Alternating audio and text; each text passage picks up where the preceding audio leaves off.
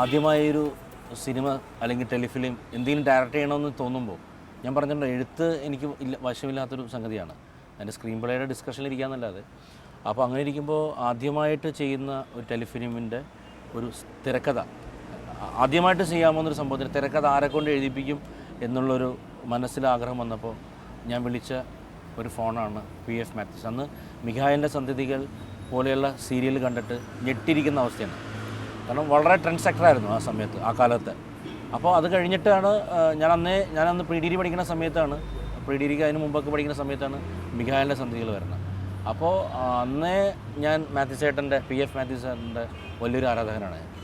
അപ്പോൾ അത് കഴിഞ്ഞിട്ട് എന്തെങ്കിലും എനിക്ക് ഈ മനുഷ്യനെ പരിചയപ്പെടണമെന്ന് തോന്നിയിട്ട് കമൽ സാറിൻ്റെ ഒക്കെ വർക്ക് ചെയ്തതിന് ശേഷം ഞാൻ അദ്ദേഹത്തിനെ വിളിച്ചപ്പോൾ അദ്ദേഹം മറ്റു സീരിയലിൻ്റെ ബിസി ആയതുകൊണ്ട്, എന്നെ അറിയാത്തതുകൊണ്ട്, എൻ്റെ ചിലപ്പോൾ ഞാൻ വർക്ക് ചെയ്യുന്ന ആളുകൾ അറിയാത്തതുകൊണ്ടായിരിക്കാം മാത്യൂസ് ചേട്ടൻ അന്ന് എൻ്റെ അടുത്ത് പറഞ്ഞു, ഞാൻ കുറച്ച് ബിസിയാണ്, നമുക്ക് എന്തെങ്കിലും പിന്നീട് കാണാമെന്ന് പറഞ്ഞു. കണ്ടതിന് ശേഷം പല സന്ധികളും, എൻ്റെ ജീവിതത്തിൽ പല സന്ധികളും ഞാൻ മാത്യൂസ് ചേട്ടൻ്റെ കൂടെ ചിലവഴിക്കാൻ ആഗ്രഹിച്ചിട്ടുണ്ട്. പല സന്ധികളിലും ഇതേപോലെയുള്ള, ഇപ്പോൾ നമ്മളിരിക്കുന്നത് ചങ്ങമ്പുഴ പാർക്കിലാണ്, ആ പാർക്കുകളിലും പിന്നെ ഞങ്ങളൊരു നടത്തമുണ്ട്, വലിയൊരു നടത്തം. ഞങ്ങൾ ജോസഫേട്ടൻ്റെ വീഡിയോ ലൈബ്രറി പോയിട്ടാണ് സിനിമ സെലക്ട് ചെയ്യണത്. എനിക്ക് മാത്യൂസ് ചേട്ടനാണ് സിനിമകൾ കാണാനുള്ള വലിയൊരു ലിസ്റ്റ് എനിക്ക് എഴുതി തന്നത് എൻ്റെ ബുക്കിൽ. അപ്പോൾ ഞാൻ കണ്ടിരിക്കുന്ന കുറേ പടത്തിൻ്റെ പേരൊക്കെ എഴുതിയിട്ടുണ്ടായിരുന്നു. പക്ഷേ ഒരിക്കലും പുള്ളി വീട്ടിൽ വന്നിട്ട് ആ പേജുകളെല്ലാം മറിച്ച് ഇന്നും ഞാൻ എഴുതി വെച്ചിട്ടുണ്ട്. ഒരു 100-150 സിനിമകളുടെ പേര് കിട്ടും. അതിൽ പകുതിയും ഞാൻ കണ്ടു തീർത്തിട്ടുണ്ട്. പിന്നെ സിനിമ കാണാൻ, ക്ലാസിക് സിനിമ കാണാനും എന്നെ കൊച്ചിൻ ഫിലിം സൊസൈറ്റി കൊണ്ട് മെമ്പർഷിപ്പ് എടുപ്പിച്ചതൊക്കെ മാത്യൂസ് ചേട്ടൻ. പലപ്പോഴും ഡയലോഗ് ഓറിയൻറ്റഡ് വർക്കുകളാണ് ടെലിവിഷനിൽ വന്നുകൊണ്ടിരുന്നത് അക്കാലത്ത്. ഇപ്പോഴും വലിയ വ്യത്യാസമൊന്നുമില്ല. ഈ റോഷൻ്റെ വർക്ക് ഞാൻ കണ്ടപ്പോൾ ഞാൻ അത്ഭുതപ്പെടാൻ കാര്യം അതാണ്. അതായത് സെലക്ഷൻ ഓഫ് ഷോട്ട്സ്, അതാണ് ഒരു ഡയറക്ടർ നിശ്ചയിക്കുന്നത്. റോഷൻ്റെ ഡിസംബറിലെ അതിഥിയിൽ ആ സെലക്ഷൻ ഓഫ് ഷോട്ട്സ്, അതിൻ്റെ ഒരു പൂർണ്ണത ഞാൻ കണ്ടു. അതായത് ഏറെക്കുറെ എനിക്ക് ഏറ്റവും ഇഷ്ടപ്പെട്ട ഒരു ഡയറക്ടറാണ് ഡേവിഡ് ലീ. ഡേവിഡ് ലീൻ്റെയൊക്കെ ഒരു പറഞ്ഞാൽ അത് അമിത പ്രശംസയായിട്ട് മുഖസ്തുതിയായിട്ടൊക്കെ തോന്നുമെങ്കിലും ഈ ഡേവിഡ് ലീൻ്റെയൊക്കെ ഒരു ആ താവഴിയിൽ എവിടെയോ തുടങ്ങുന്ന ഒരാളാണെന്ന് എനിക്കന്ന് തോന്നി. പിന്നീട് റോഷൻ എന്നെ വിളിച്ചപ്പോൾ വളരെ താല്പര്യപൂർവ്വമാണ് ഞാൻ പ്രതികരിച്ചത്. ഞങ്ങൾ കണ്ടു. അതുപോലെ തന്നെ മാത്യൂസ് ചേട്ടൻ്റെ ആത്മയുടെ സ്ക്രീൻ പ്ലേ വായിച്ചപ്പോൾ അത് സംവിധാനം ചെയ്യണമെന്ന് എനിക്ക് ഭയങ്കര ഒരു ആഗ്രഹം ഉണ്ടായിരുന്ന ഒരു സംഭവമാണ്.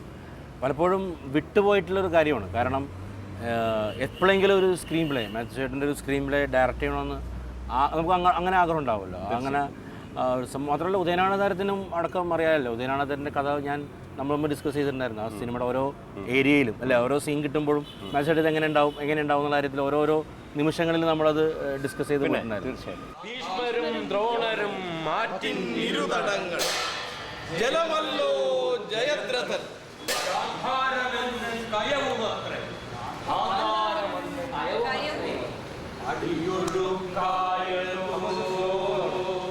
ഒരു കലാകാരൻ എന്ന നിലയിൽ സിനിമയെ സ്നേഹിക്കും മുൻപ് ഇപ്പോഴും ഞാൻ വലിയൊരു നാടക സ്നേഹിയായിരുന്നു. അതിലേക്ക് എന്നെ നയിക്കുന്നത് പ്രൊഫസർ ചന്ദ്രഹാസൻ സാറാണ്. സെൻറ്റ് ആൽബർട്ട്സിലെ കെമിസ്ട്രി ഡിപ്പാർട്ട്മെൻറ്റിലെ പ്രൊഫസർ. അദ്ദേഹത്തെ കാണുന്നത് എങ്ങനെയാണെന്ന് വെച്ചാൽ, ഞാൻ എൻ.ജി. ഉണ്ണികൃഷ്ണൻ സാറ്, ഞാൻ കൊച്ചിൻ കോളേജിലെ എൻ.ജി. ഉണ്ണികൃഷ്ണൻ സാറിൻ്റെ അടുത്ത് ഞാൻ പോയിട്ട് സ്കൂൾ ഓഫ് ഡ്രാമയിൽ എനിക്ക് ചേരണം, അഭിനയത്തെക്കുറിച്ചൊക്കെ കൂടുതൽ പഠിക്കണമെന്ന് ആഗ്രഹമായിട്ടായിട്ട്. അപ്പോൾ എന്നോട് അന്ന് സാറ് പറഞ്ഞത്, സ്കൂൾ ഓഫ് ഡ്രാമയെക്കാട്ട് ഇപ്പോൾ നന്നായിട്ട് ക്ലാസ് എടുക്കുന്ന ഒരു സ്ഥലമുണ്ട് ബാസുമേരി. ഇപ്പോൾ അത് ലോകധർമ്മി എന്നുള്ള പേരിലാണ് ഇപ്പോൾ. അപ്പോൾ തൃപ്പൂണിത്തറയിലായിരുന്നു അന്നത്തെ എൻ്റെ ഒരു കാലം. അപ്പോൾ 93-94 കാലഘട്ടത്തിലാണെന്ന് എനിക്ക് തോന്നുന്നു.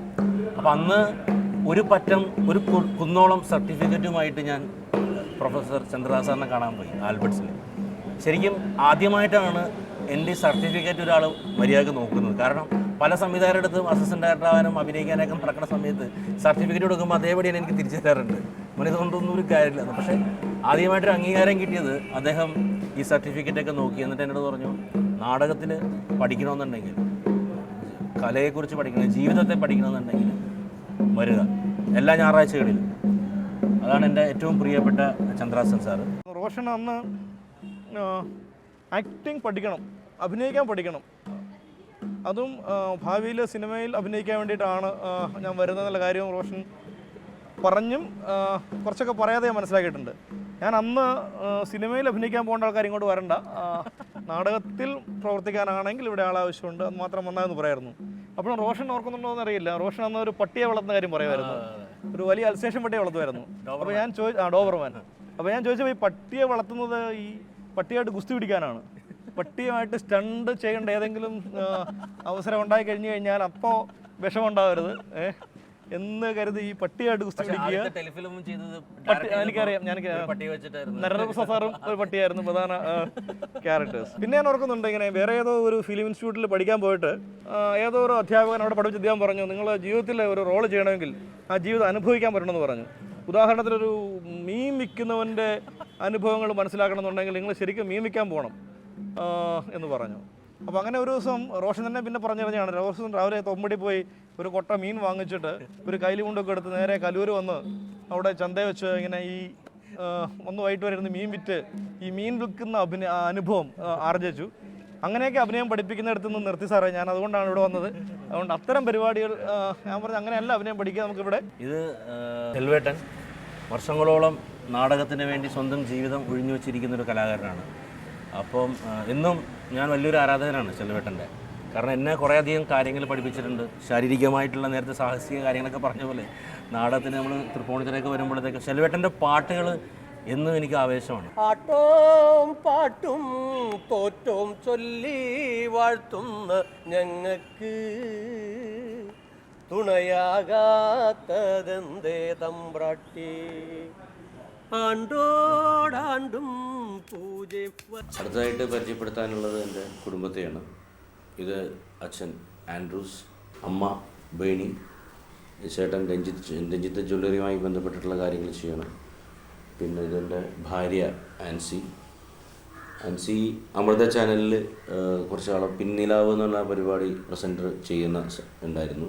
ആൻസിയെ കാണുന്നത് ക്രൈസ്റ്റ് കോളേജിലൊരു ഇനോഗ്രേഷൻ ചെന്നപ്പോൾ ആൻസിയുടെ ബ്രദർ ഒരു മ്യൂസിക്കൊക്കെ ചെയ്യും. അദ്ദേഹം ഒരു ചെറിയൊരു CD കൊണ്ടുവന്ന് തന്നിട്ട് പറഞ്ഞു, ഇങ്ങനെ ചെയ്ത മ്യൂസിക്കാണെന്ന് കേൾക്കണമെന്ന് പറഞ്ഞു. അപ്പോൾ അതിൻ്റെ ഫ്രണ്ട് പേജിൽ ആൻസി ഉണ്ടായിരുന്നു. ആൻസി എഴുതുമായിരുന്നു. അപ്പോൾ എൻ്റെ ഫ്രണ്ട് നവാസുദ്ദീൻ ഞാൻ പറഞ്ഞു, വിവാഹം കഴിക്കാൻ പറ്റിയ പെണ്ണല്ലേ എന്ന് പറഞ്ഞിട്ട് ചുമ്മാ പോയി, തിരിച്ചു പോകുന്നു. പിന്നെ കുറേ 6-7 മാസത്തേക്ക് പിന്നെ യാതൊരു കോൺടാക്ട്സ് ഇല്ലായിരുന്നു. പിന്നെ എൻ്റെ ഒരു കസിൻ ബ്രദറും മേജോയും തമ്മിലൊരു സ്ഥലത്ത് സൗണ്ട് റെക്കോർഡിങ് പഠിക്കാൻ വന്നപ്പോഴാണ് ഇങ്ങനെ ഒരു പ്രപ്പോസലിനെ കുറിച്ച് സംസാരിക്കുന്നവർ. ആദ്യമായിട്ട് റോഷൻ എന്നെ കാണുന്നത് ഒരു TV ചാനലിലൂടെയാണ്. ആള് യുവർ ചോയ്സ് എന്നുള്ളൊരു പ്രോഗ്രാമിൽ സംസാരിച്ചുകൊണ്ടിരിക്കുമ്പോൾ ഇങ്ങനെ നന്നായി സംസാരിക്കുന്ന ഒരാളാണല്ലോ എന്ന് വിചാരിച്ചിട്ട് കുറച്ച് നേരം അങ്ങനെ കണ്ടു.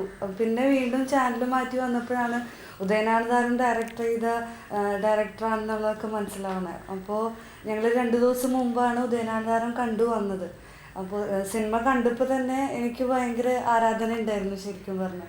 ലാസ്റ്റ് ഫിലിം കഴിഞ്ഞപ്പോൾ തന്നെ ആ ക്ലൈമാക്സിൻ്റെ സമയത്ത് എ ഫിലിം ബൈ റോഷൻ ആൻഡ്രൂസിനെ എഴുതി കാണിക്കുമ്പോൾ തന്നെ ഞാൻ നോക്കിയിരുന്നു, ഇത് നല്ലൊരു ഡയറക്ടറാണല്ലോ, നല്ല കഴിവുള്ള ഒരാളാണല്ലോ. അത്രയില്ല, പക്ഷെ ശരിക്കും നോട്ട് ചെയ്തിരുന്നു. കുറേ നാളുകൾക്ക് ശേഷം നല്ലൊരു സിനിമ, അപ്പോൾ ശരിക്കും നല്ല ടാലൻ്റ് ഉള്ള ആളാണെന്ന്, ഇത് ആരാണോ എന്ന് അറിയാനുള്ളൊരു ആകാംക്ഷയൊക്കെ ഉണ്ടായിരുന്നു. 10ാം ക്ലാസ് കഴിഞ്ഞ് പാസ്സാക്കി കഴിഞ്ഞപ്പോൾ നിനക്ക് എന്ത് വേണമെന്ന് ചോദിച്ചപ്പോൾ അവൻ എന്നോട് പറഞ്ഞു, എന്താണെങ്കിൽ എനിക്കൊരു VCR മേടിച്ചു കൊടുക്കാൻ പറഞ്ഞു. അങ്ങനെ ഞാനൊരു VCR അവന് വാങ്ങിച്ചു കൊടുത്ത്.